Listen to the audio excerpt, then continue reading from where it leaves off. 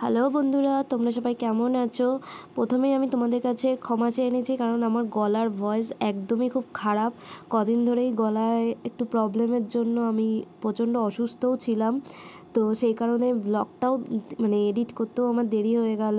তো চলো ব্লগটা শুরু করে যাক, বেশি কথা না বলে। এই ভিডিওতে আমি আমার দুটো ভিডিও একসাথে এডিট করে দিচ্ছি, কাশ্মীরের গুলমার্গ আর সোনমার্গের আমার জার্নিটা কেমন ছিল সেটাই আমি তোমাদের এক্সপ্লেন করবো, আর দুটোই এর মধ্যে তোমরা পেয়ে যাবে। আগেও দুটো ভিডিও আমি আপলোড করেছি, তোমরা এই ভিডিওর ডেসক্রিপশানে পেয়ে যাবে, বা আলাদা করে তুমি আমার চ্যানেলে গিয়েও পেতে পারো। তো চলো শুরু করা যাক। সোনমার্গের দিন আমরা খুব সকাল সকালই বেরিয়েছিলাম, যেহেতু পাহাড়ে অনেকটা উপরে যাব, তারপরে আবার ওখান থেকে ফিরে আসবো, ব্যাক করব। সেদিনকে রাত্রিরে আমরা কোনো নাইট স্টে করার কোনো প্ল্যান ছিল না। আমরা শ্রীনগর থেকেই একদিন গুলমার্গ, একদিন সোনমার্গ এরকমভাবেই ঘুরেছি। তো চলো, আমরা বেরিয়ে পড়েছিলাম অনেকটাই সকালে। যেহেতু অনেকটা সকালে বেরিয়েছিলাম, সেই জন্য ব্রেকফাস্টও করেছিলাম না। আর মাঝখানে আমরা দাঁড়িয়ে কিছুটা ব্রেকফাস্ট করব, আমাদের ড্রাইভার কাকু যেখানে দাঁড় করিয়েছিল সেখানেই আমরা ব্রেকফাস্টটা সেরে নিয়েছিলাম, কারণ পাহাড়ি রাস্তা, উপরের দিকে আদৌ কোনো খাবার পাবো কি পাবো না সেই কারণেই। তো ব্রেকফাস্টটা একটু ভারী করে নিয়েছিলাম। তো ব্রেকফাস্টে আমি তো চিড়ের পোলাও খেয়েছিলাম, আর বাকিরা সবাই কচুরি তরকারি, তারপরে আরও পরোটা, আলু পরোটা এসব খেয়েছিল। তো দেন খেয়ে দিয়ে আমরা আবারও বেরিয়ে পড়েছিলাম অনেকটা জার্নির পর। অ্যাট লাস্ট আমরা সোনমার্গে ফার্স্ট পেজ যেটা ছিল স্পেজে এসে পৌঁছেছিলাম, আর ওখান থেকে আমরা সেকেন্ড পেজে যাব। আর তোমরা যখন আমরা যেহেতু এটা মে মাসের দিকে এসেছিলাম, ওই জন্য ফার্স্ট স্টেজে আমরা বরফ পাইনি। বরফের জন্য আমরা সেকেন্ড স্টেজে যাচ্ছিলাম, আর সেকেন্ড স্টেজে যাওয়ার জন্য আমাদের ওখানে ঘোড়ায় করে যেতে হতো। তো তোমরা যদি এটা ডিসেম্বর বা জানুয়ারির দিকে আসতে পারো, তাহলে ফার্স্ট স্টেজেই তোমরা বরফ পেয়ে যাবে, সেকেন্ড স্টেজে যাওয়ার কোনো দরকারই তখন পড়বে না।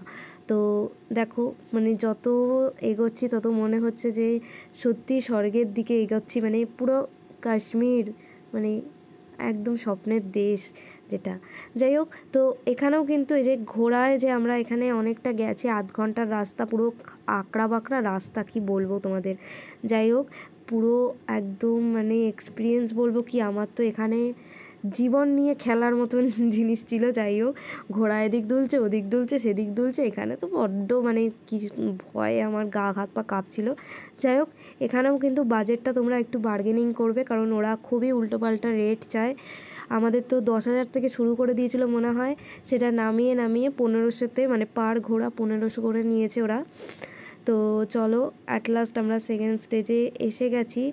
এই দেখো, আমরা এখানে চলে এসেছি, আর একটু উপরেও উঠবো। এবার ওখান থেকে আমরা একটু হেঁটেই বরফের এই জায়গাটায় আসতে হয়েছিল।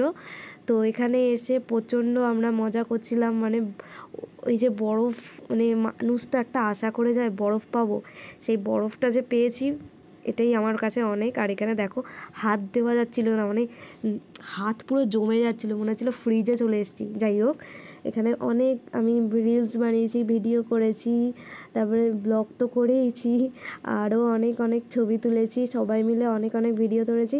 আর এখানে না একটা গন্ডগোল হয়ে গেছিলো আমাদের সাথে, এই যে বোন এখানে মাঝখানে দাঁড়িয়ে ছবি তুলছিল, আর এখানে ওই যে বরফের মধ্যে যে পা দিয়ে হাঁটে স্ক্যালারগুলো আছে না, ওইগুলোতে ওর পায়ে সে ধাক্কা মেরেছে। যাই হোক, তোমরা যখন ছবি টবি তুলবে একটু সাইড করে তুলো, আর যারা ওখানে এইগুলো করে বা বরফের মানুষকে চড়ায় ওই গাড়িগুলোতে, তো ওদেরও একটু সাবধান হওয়া উচিত, কারণ অনেক ট্যুরিস্ট থাকে। তো যাই হোক, এই দিকগুলো একটু দেখে করলে খুব ভালো হয়।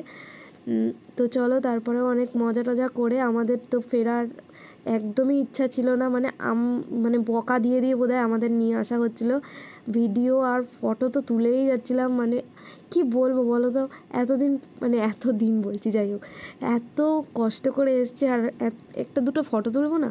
যাই হোক, কিন্তু ফিরতে হবে, বৃষ্টি নেমে যাচ্ছিলো, ওয়েদার যেহেতু খারাপ ছিল, আর ঘোড়া করে যেহেতু ফিরবো, কারণ একদমই খাড়াই রাস্তা, আঁকা বাঁকা রাস্তা, একদম সরু সরু ঢালের রাস্তা।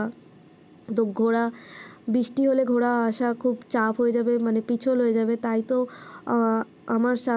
আমাদের যখন গেছি, সেই আমাদের আশেপাশেই দুজনের অ্যাক্সিডেন্টও হয়েছে। যাই হোক, ঠাকুরের কল্যাণে আমরা সবাই ভালোভাবেই ফিরে আসতে পেরেছি।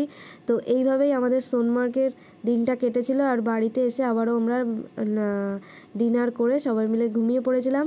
দেন নেক্সট দিন আমরা গেছিলাম গুলমার্গ।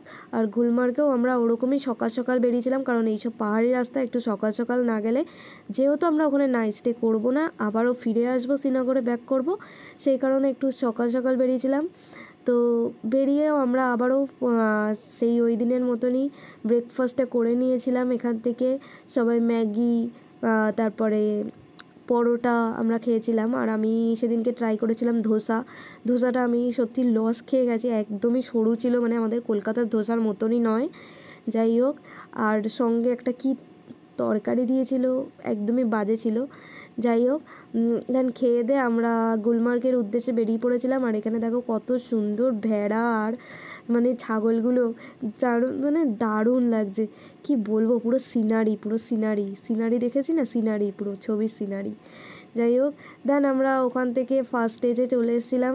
ফার্স্ট পেজে না তোমরা বরফ পাবে না, কারণ আমি তো প্রথমেই বলছি, আমি যখন গেছিলাম তখন মে মাস, এপ্রিল মেতে তোমরা ফার্স্ট পেজে বরফ পাবে না, ওটা সেকেন্ড ফেজেই পাবে।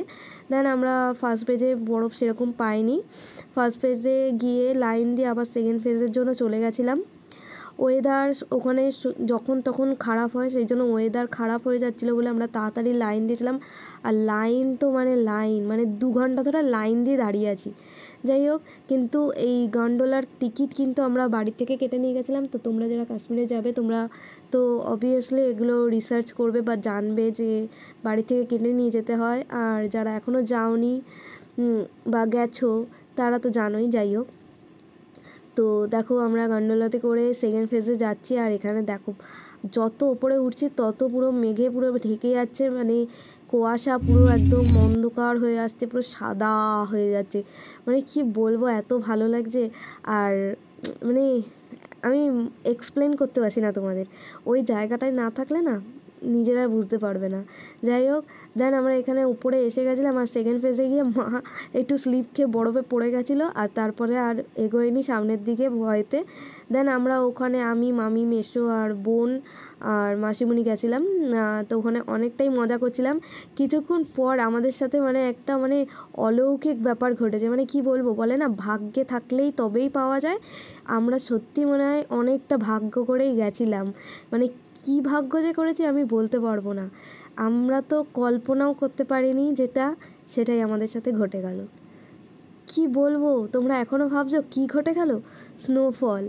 আরে ভাই, স্নোফল হয়েছে আমাদের সাথে, মানে কি বলবো বলো তো। সবাই বলছে যে ভাগ্য করেছি বলেই মনে হয় আমরা স্নোফল দেখেছি। ওই যে বলে না, লাকি মানুষটাই একমাত্র স্নোফল দেখতে পারে, সেটাই। যাই হোক, ওখানে হঠাৎই এত স্নোফল শুরু হয়ে গেছে। তার আগে না আমরা ওখানে ম্যাগি খেয়েছি, নিচ থেকে ম্যাগি খেয়েছিলাম, কিন্তু খুব ইচ্ছা ছিল পাহাড়ে দাঁড়িয়ে, মানে ওপরে দাঁড়িয়ে বরফের মধ্যে দাঁড়িয়ে ম্যাগি খাবো।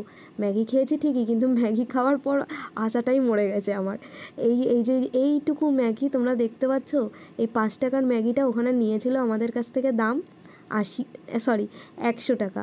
নিচে আমাদের কাছ থেকে ওটা 80 টাকা করে নিয়েছিল, আর ওপরে এটা 100 টাকা করে নিয়েছিল। মানে ম্যাগি খেয়ে আর মনে হচ্ছে যে না খাওয়াটাই ভালো ছিল, গলার মাঝখানে মনে আটকে গেছে। আর তারপরে এই দেখো, আমি এখানে গড়াগড়ি খাচ্ছিলাম বরফে, আর এই দেখো স্নোফল হচ্ছে, দেখেছো কি হারে যে স্নোফল হচ্ছে। আর আমরা পাগল হয়ে গেছিলাম, মেসোকে না পাগলই হয়ে গেছিলো মনে হয়। আর আমরা তো পুরো পাগলামি করেছিলাম, আর এটাকে ভিডিও ক্যাপচার করার চেষ্টা করছিলাম। কিন্তু দেখো, এই দেখো একটুখানি বুঝতে পারছো হয়তো তোমরা, কিন্তু অতটাও ভালো করে হয়তো বুঝতে পারবে না, কারণ আমার ফোনটায় বরফে একদম ভিজে একদম কি হয়ে গেছিলো। যাই হোক, মা উপর দিয়ে চিল্লাচ্ছিলো যে আয় আয় চলে আয়, এবার বৃষ্টিতে ভিজে গেল, ঝড় এসে যাবে। যাই হোক, তারপরে আমরা অনেকটাই মজা করছিলাম, কিন্তু এত বরফ পড়া শুরু হয়ে গেছে, বড় বড় চাক পড়ছিলো। তো ভয়তে আমরা সবাই মিলেই আবার ঢুকে গেছিলাম, কারণ পুরোটাই ভিজে যাচ্ছিলাম। যেহেতু নিচ থেকে রেনকোট টাইপের পরার কথা ছিল, কিন্তু আমরা শুধু শ্যুগুলো পরেছিলাম। অনেকটাই, এক একটা শ্যু 500 টাকা করে নিচ্ছিল ভাড়া, আর রেনকোটের দামও ওরকম 800-900 ছিল। কিন্তু আমরা যেহেতু জ্যাকেট ছিল তাই জন্য রেনকোট নিইনি, অনলি শ্যুটাই পরেছিলাম। তো চলো, এখানে প্রচণ্ড পরিমাণ শুরু হয়ে গেছে, তাই আবারও লাইন দিয়ে আমরা গন্ডোলাতে গিয়ে সেকেন্ড ফেজ মানে ফার্স্ট ফেজে চলে যাচ্ছিলাম। ফার্স্ট ফেজে গিয়েও ওখানে আমরা একটু পপকর্ন খাচ্ছিলাম, কোনো অসুবিধা আমাদের হচ্ছিল না, কিন্তু তাও আমরা পপকর্নটা যেহেতু নিয়ে গেছিলাম ওপরে, তাই ওটাকে শেষ করতেই হবে। মানে এইরকম ঠান্ডায় আমরা সবাই পপকর্ন খাচ্ছিলাম, আর প্রচণ্ড ঠান্ডা ছিল। ওখানে হট চকলেট দেখেছিলাম, আমি আর বোন হট চকলেটও খাচ্ছিলাম। দেন আমরা ওখানে ফার্স্ট ফেজে লাইন দিয়ে দাঁড়িয়েছিলাম নিচে আসার জন্য। তো দেখো আমাদের ভাগ্যটা এতটাই ভালো যে শুধু সেকেন্ড ফেজে না, আমরা ফার্স্ট ফেজেও কিন্তু যেখানে বরফ থাকারই কথা না, সেখানে আমরা বরফের বৃষ্টি পেয়েছি, মানে স্নোফল পেয়েছি। তার মানে আমরা পাগল হয়ে গেছিলাম মজায়। এখানে দেখো মামি কী করছে আমি জানি না, আমার মাথায় হাত দিয়ে পড়লো হঠাৎ করে। নিজেরাই মানে বরফ দেখে পাগল হয়ে গেছিলাম। এখানে সবাই এই যে মেশো ওখানে নিয়ে দেখো বরফটা দেখছে, সবাই খাবে বলে। আমি তো একটা বরফ নিয়ে বোধহয় খেয়েও নিয়েছিলাম। মা তো বোধহয় অন্য পেতে সবাই মিলে বরফ নেওয়ার মানে বাড়িতে বরফ নিয়ে আসার ধান্দা করছিলাম। আমার এক চোখ বোধহয় কানা হয়ে গেছে বরফে। যাই হোক, এই দেখো মাকে দেখো বরফের চাকগুলো নিয়ে নয় ভাজছে, আর বাড়ি নিয়ে আসবে। যাই হোক, এখানে এভাবেই অনেকটা মজা করছিলাম। মজা করতে করতে এখানে এমন জোরে বরফ নেওয়া শুরু হয়ে গেছিলো, মানে একদম পুরো বৃষ্টির মতন স্নোফল হচ্ছিল।